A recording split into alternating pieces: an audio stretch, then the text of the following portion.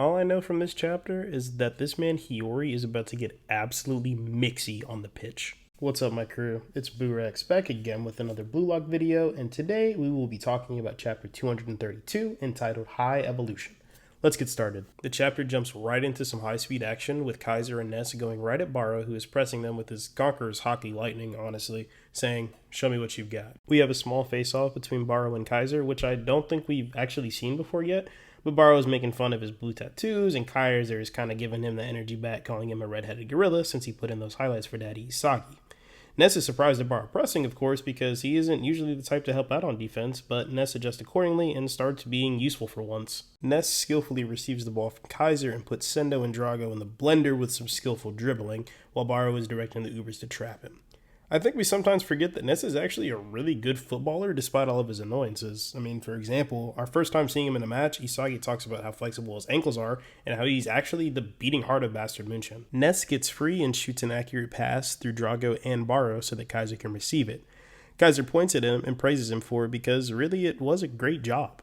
Ness gets knocked to the ground, but successfully gets the ball to Kaiser, who is revving up his metavision as he says, "Leave the rest to me." Michael Kaiser is locked in and flashes past Uber's Rico, who, along with Nico, is taken aback by the fact that Kaiser takes it right up the middle and now has a path to the goal.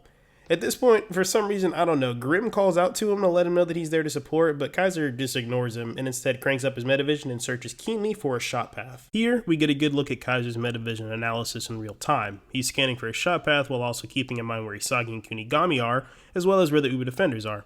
Fukaku Gen is pressed at this point because he saw that nutmeg goal earlier from the Kaiser impact. Nico comes in to press Kaiser, but Kaiser is able to maneuver around him, and he actually sees a shot for his Kaiser impact. He lines it up and fires away with a blitzkrieg shot in between the shoulders of both Ryu and Aiku. Yoo-hoo!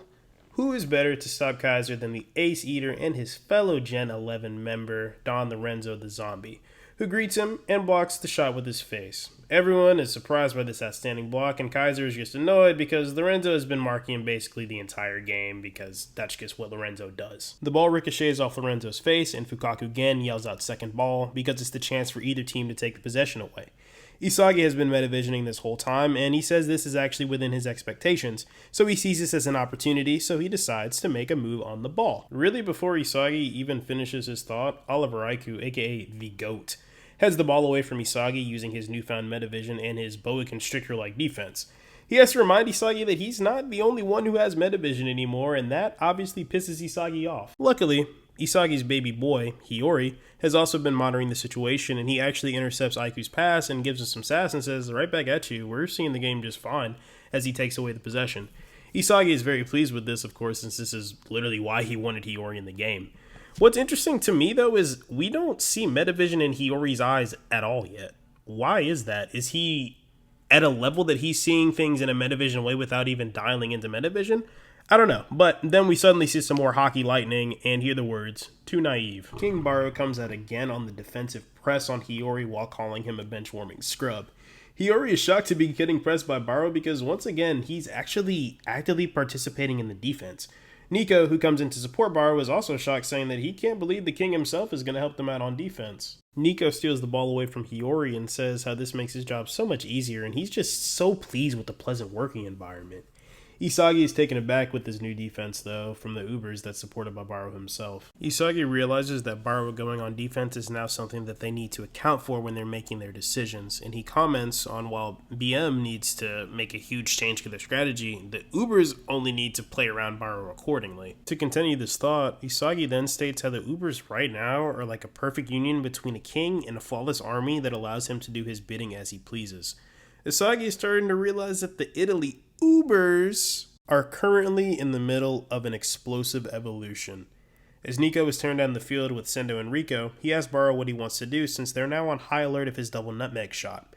Lorenzo comments on how the Ubers are all Ubaros now, which is kinda lame, but Barrow simply tells him to shut up and work because it's time for him to wrap things up with his hat trick. Barrow goes a step further to say that he's going to use the Neo-Egoist League to show everyone that he's the best that there is right now.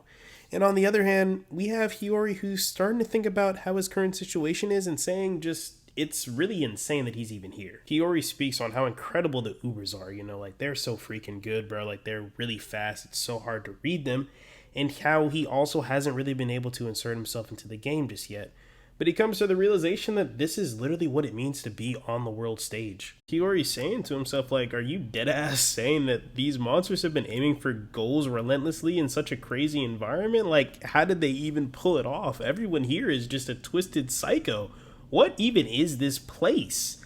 But whatever it is, I fucking love it. Hiori is now totally dialed in with the vibe of the game. He's getting into flow, and he's ready to make some shit happen now next week. So I'm hype as hell for the next chapter. I think it's going to be a lot more like high-speed action, maybe another shot attempt on goal from the Ubers, with someone like Raichi actually coming in to pull off like a crazy defensive shot, which will then give Raichi a pretty good contract offer, I'm pretty sure. So whatever this coming week is bringing, it's going to be some hype shit, and I'm really, really, really looking forward to it, people. That'll finish us off for this week, crew, but stay tuned because there's even more coming.